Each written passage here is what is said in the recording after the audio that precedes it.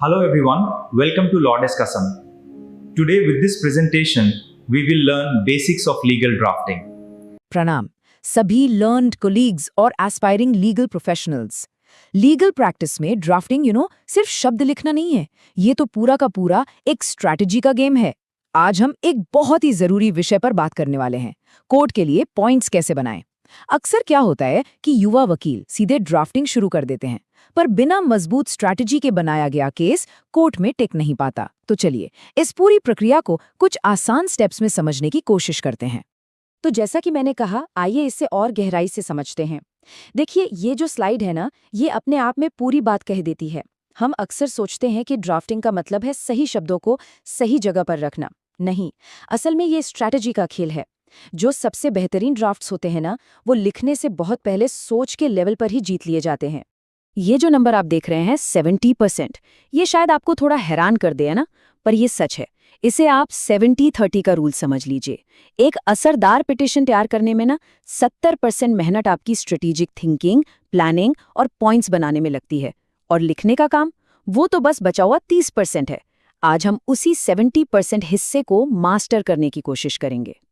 तो सवाल ये उठता है कि हम इस स्ट्रेटेजिक थिंकिंग को आखिर अप्लाई कैसे करें। ये कोई रॉकेट साइंस नहीं होनी चाहिए, राइट? हमने इसे 3 बहुत ही आसान और प्रैक्टिकल स्टेप्स में बांटा है, जो किसी भी केस के लिए एक ठोस नींव बनाने में आपकी मदद करेंगे। तो चलिए शुरू करते हैं। तो हमारा पहला कदम है अपनी मंजिल तय करना। ड्राफ्टिंग शुरू करने से पहले आपको ये बिल्कुल साफ पता होना चाहिए कि आपको पहुंचना कहाँ है। हमारी कानूनी दुनिया में हम इसे प्रेयर क्लॉज कहते हैं। ये आपकी पिटीशन का ध्रुव तारा है, आपका नॉर्थ स्टार। एक शब्द लिखने से पहले खुद से पूछिए, आप कोर्ट से असल में चाहते क्या हैं? क्या आप कोई ऑर्डर रद्द करवाना चाहते हैं, किसी एक्शन के लिए निर्देश चाहिए, या फिर कोई मुआवजा? आपका प्रेयर क्लॉज ही है जो आपके हर तर्क को, हर दलील को रास्ता दिखाएगा। आखिर क्या कोई अपनी मंजिल जाने बिना किसी सफर पर निकलता है? नहीं ना।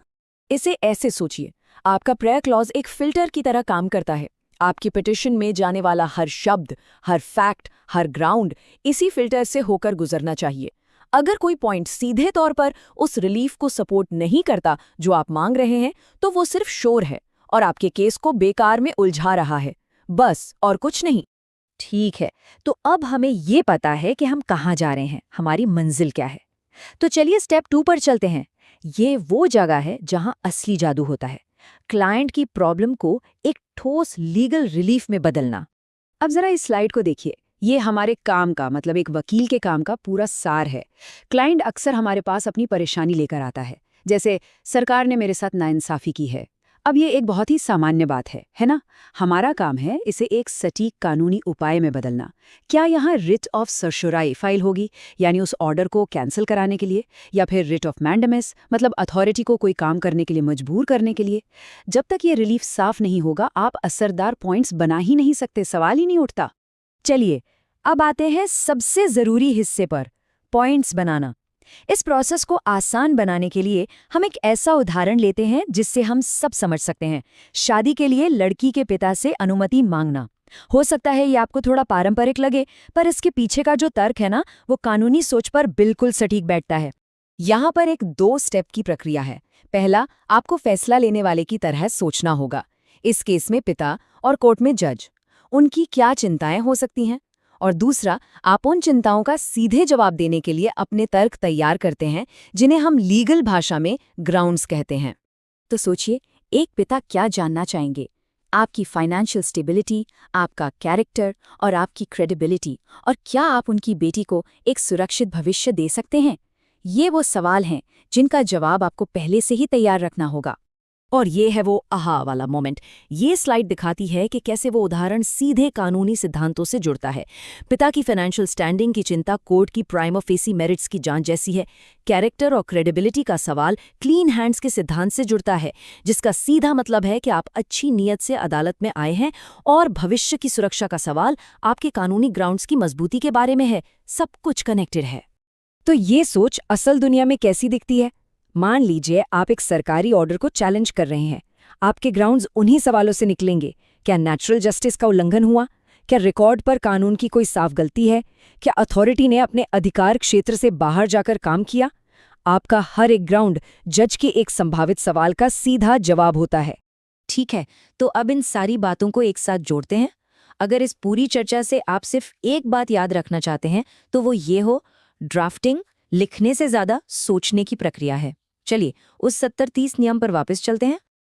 देखिए, ये चार्ट पूरी कहानी कह देता है। एक शानदार पिटिशन का 70% हिस्सा स्ट्रेटेजिक थिंकिंग है।